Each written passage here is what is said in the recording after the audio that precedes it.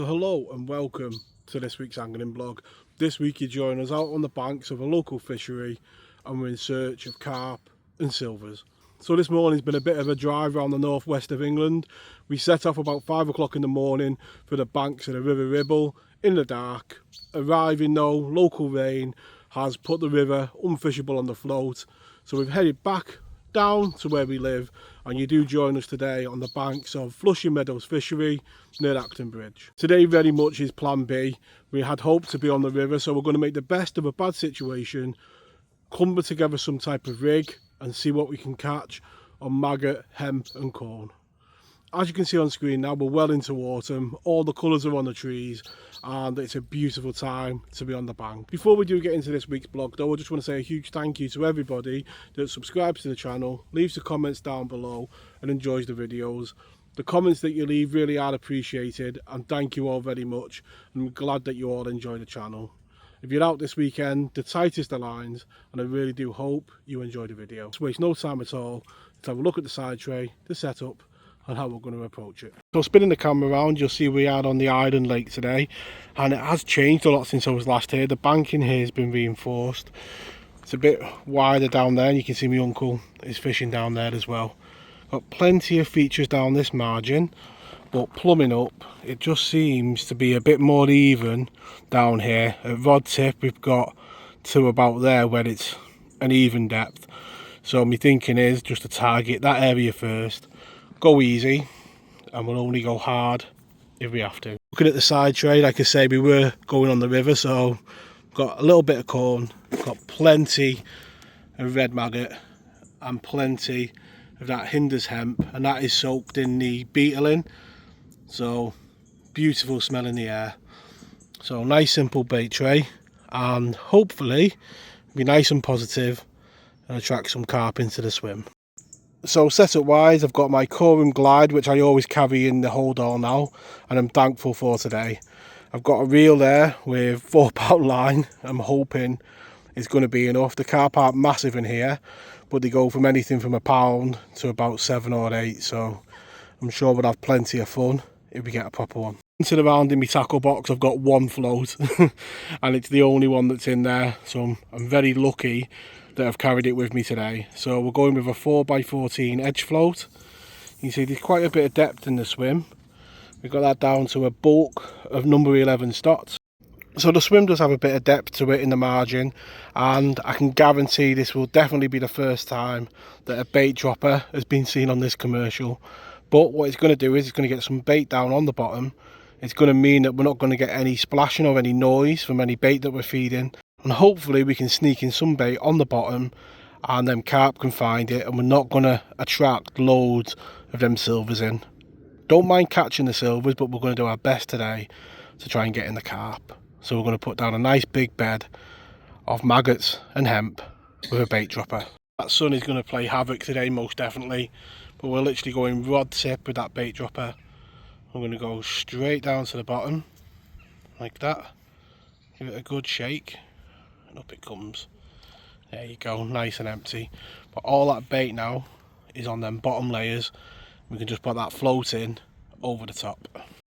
So starting the session off with a lovely eyed, a species that I don't catch very often, but I guess that's the beauty today of using maggot.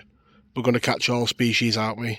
So to start off with, getting plenty of silvers, loads of fish in these pools, so we're going to have to feed that bait nice and positive to try and get through to them carp. But that float's going under, and it's all about.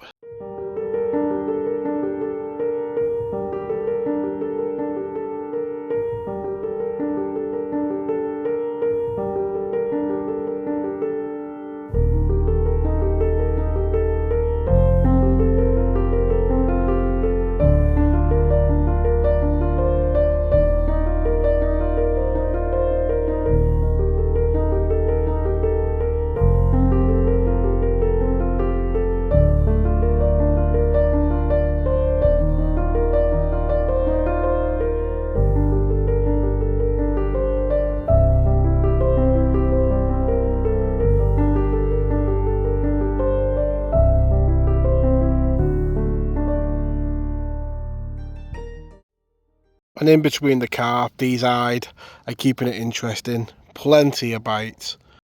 So a bit of a mini species hunt today, and that is a rudd. So we've had roach, carp, eyed and rudd. So as you've seen there, we've had plenty of bites for them silvers and some of the smaller carp in the pool. Eventually that float is buried with a much bigger carp. A lovely bend in the glide. Very disappointing when you can't get on the rivers, and it's very rare you can't get on the ribble because it rises and falls so quickly. But as a backup, not a bad choice. Uncle's had plenty of carp over there. We've had plenty of bends in the rod. Hopefully we just take a time on that £4 line. We can get it in. So there we go, the first better carp of the day, and them starburst scales, yellows and oranges, and if a carp wanted to look like autumn, apart from a dark common, it would be that one. So just keep on putting in them bait droppers of maggot and hemp and a bit of corn, and the amazing thing is how the swim when the carp arrive, it's just carp. You know, there's no little plucks on the float, it's just burying, and we're into another carp. It's what you pay your day ticket for, that bend in the rod. He's going back to the swim, so we'll take our time, see if we can get him out. Never really know what type of carp it's going to be. There's mirrors, commons, F1s, brown goldfish, all types. So when that float buries, you never really know. Just keeping on feeding.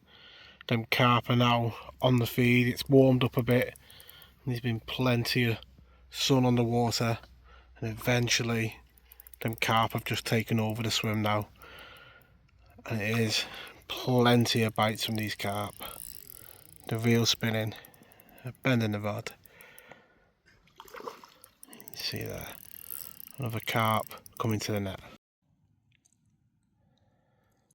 So keeping on feeding with that bait dropper, kept that bait going in the swim, and as you can see on the screen now, plenty of carp towards the end of the session as them fish just kept on coming in and the float kept sliding away.